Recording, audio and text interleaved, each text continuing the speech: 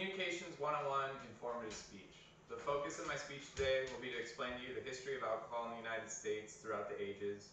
Everyone has stories about alcohol, and most know a thing or two, but very few know anything about the history of alcohol itself. It's quite a colorful tale and has quite a close relationship with our history. Alcohol dates back with our nation to the very start.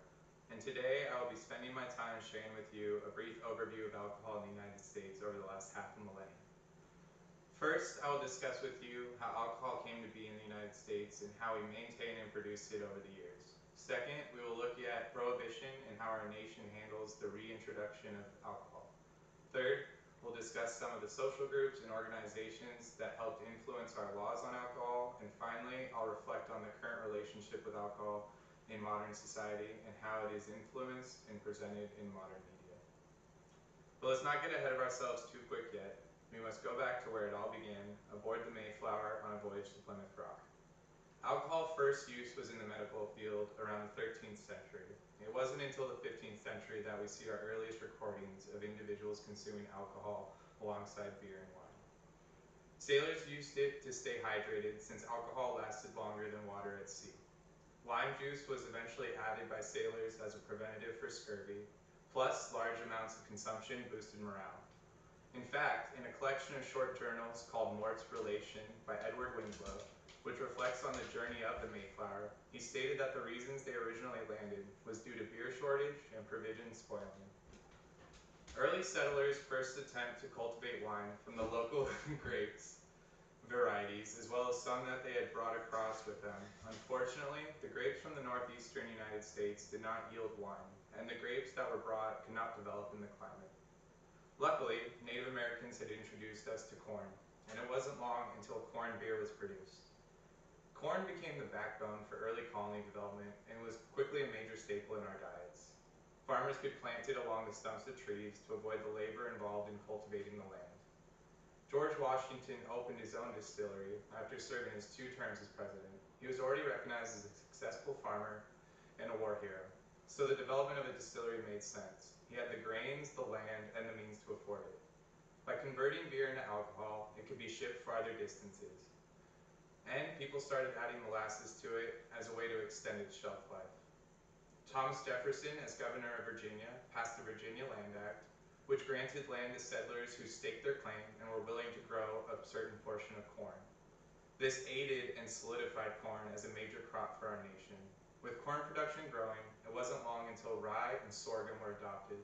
The later of these, sorghum, played a very large role in alcohol production. It was used to make moonshine. In 1791, a whiskey tax was placed on the private distillers, and the revenue service was born. By 1793, distillers in Pennsylvania rebelled and refused to pay the tax. It got to the point where tax cost more than the actual production itself. With alcohol production and consumption growing, it quickly became hard to regulate and monitor. To gain control over this, the government tried to regulate at both the state and eventually federal level. To reduce consumption, states started passing temperance laws. These laws regulated either the consumption or distribution of all or some alcohol sales within the state borders.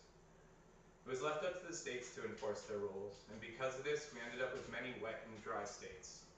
Support grew for organizations such as the ASL, or Anti-Saloon League, which came mostly from Protestant churches' support, and the WCTU, or Women's Christian Temperance Movement, who still meet today, which allowed them to push for a big change. It wasn't until they had signed on 30 states that they changed their focus from the state level to the federal level. On October 28, 1919, the 18th Amendment was ratified and the Volstead Act was passed. This prohibited the purchase, sale, and distribution of alcohol in the United States. It didn't take long after Prohibition went into effect that it started to fall apart for starters. Some states didn't agree with the act, and some, such as New York, immediately passed legislation to oversee the federal act. During this time, there was a large increase to organized crime and substance trafficking. It was a poorly funded program consisting of roughly 1,500 people or so, set to enforce laws statewide. At that time, many of the facts being released, such as Warburton's comprehensive contemporary analysis, showed a direct correlation between alcohol consumption and arrests and deaths across the nation. The largest problem with these studies was that they were done on a small group in a small period of time. Thus, the results were highly inaccurate. By 1921, support for prohibition had drastically diminished. By the time of repeal, levels in both deaths and arrests had returned to 70% their pre-prohibition levels. Prohibition was finally repealed on December 5, 1933, with the passage of the 21st Amendment. On October 14, 1978, President Jimmy Carter signed the Homebrew Law, allowing people once again since 1912 to produce their own alcohol in their home.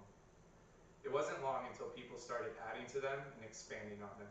And with the Industrial Revolution, our capitalist system saw a way to market alcohol to the masses. With rise in popularity, alcohol soon returned, becoming a major issue within our society. This led to the development of many laws and social institutions that we still use today, as well as helped shape the way we advertise alcohol to the masses. One of the earliest issues to arise, and one we still deal with today, is binge drinking amongst college students and minors. In 1980, this issue led to the start of MAD, or Mothers Against Drunk Driving, an organization that to this day still informs our youth. By 1884, a minimum drinking age of 21 was set, and by 1990, designated driver was a household term. By 2002, alcohol VAC level of 0.08 was set across the nation. As businesses grew, the need to advertise also grew. The first record of businesses advertising happy hour was in a newspaper of 1950. Statistics showed that most consumption occurred between 4 to 8 p.m. This became happy hour, and by 1980, the term Miller time was coined. As society had developed over the centuries, we had learned a great deal about alcohol, and it had been a love-hate relationship. We see how alcohol played a role in the discovery and early development of the United States. We saw how alcohol had created a divide in the United States throughout the 20s and 30s, leading to the development and growth of the mafia and black market, as well as bringing the nation back together after World War II. We have discussed the systems and organizations developed from the concerns and conflicts, as well as look at how alcohol is advertised in the United States. I thank you for the time you've given me and allowing me to share my knowledge with you on the development of alcohol in the United States.